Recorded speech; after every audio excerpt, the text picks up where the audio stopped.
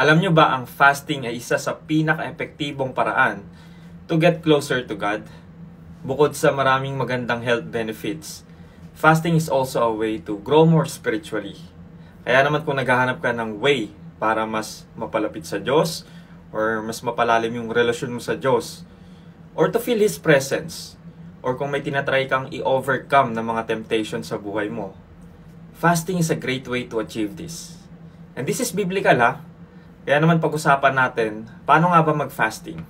Kasi ang fasting is simply denying yourself, your fleshly desire, your earthly desire, so that you can become more and more spiritual. Joel 2 verse 12. That is why the Lord says, "Turn to me now, while there is time. Give me your hearts. Come with fasting, weeping, and mourning." Bukod dyan, bago simulan ni Jesus yung ministry niya, di ba? Nag-fast siya ng 40 days and 40 nights. And after nun, doon na siya tinempt ni Satan. Kaya naman, bago kayo mag-fasting, ang una nyo dapat malaman ay yung purpose nyo or yung reason nyo bakit kayo magfa-fasting. For example, may isang bagay kang pinagpipray. Or kung gusto mo lang mas mapalapit sa Diyos. Kasi ang fasting is drawing near to God. Also, kailangan may plano ka. Anong klaseng fasting ang gagawin mo? For example, magpa-fasting ka ba ng isang buong araw nang walang food or water? Or sa isang araw, magsi-single meal ka lang? Depende yan sa health condition mo. So, hindi to applicable sa lahat ng tao. Kasi yung iba baka mag-fast, hindi naman kaya ng katawan, delikado. So, kung plano mo mag-fasting ng ilang araw, much better to see your doctor first. Next, kung magpa-fasting ka, is hindi ka dapat talaga kakain. Stop eating food. Yun ang biblical fasting. Katulad ni Jesus, hindi siya kumain, hindi siya uminom ng tubig. Kasi may mga nagsasabi ngayon na nagfa-fasting daw sila sa social media or sa electronic devices nila.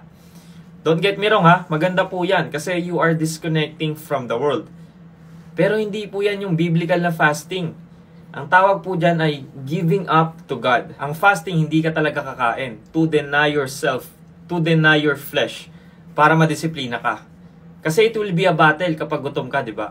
Kasi yung mga temptations, dadating yan. Na, gusto ko na kumain kasi sa sobrang gutom ko.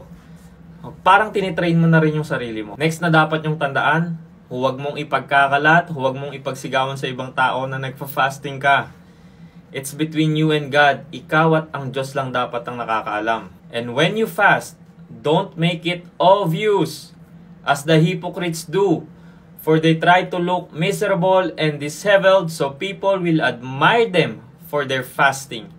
I tell you the truth, that is the only reward they will ever get. Malinaw po, kahit sa pamilya mo pa yan, huwag mong ipagsisigawan na nagfa-fasting ka.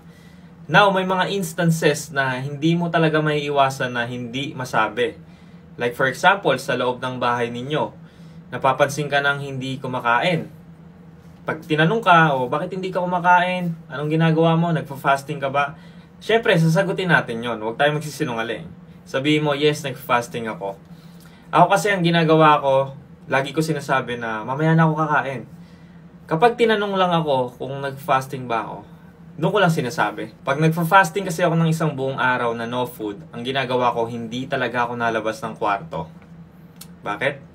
That leads us to the last tip about fasting. Ito, sobrang importante nito. Dapat nyong ginagawa to kapag nagfa-fasting kayo.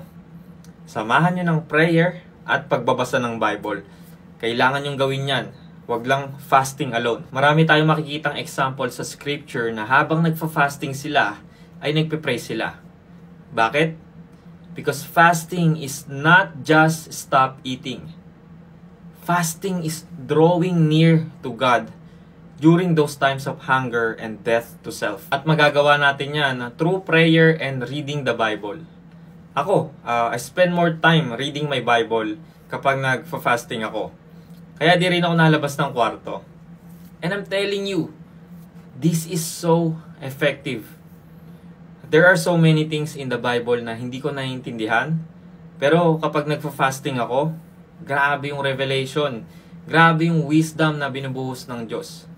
Kasi nasa state ka ng spiritual eh.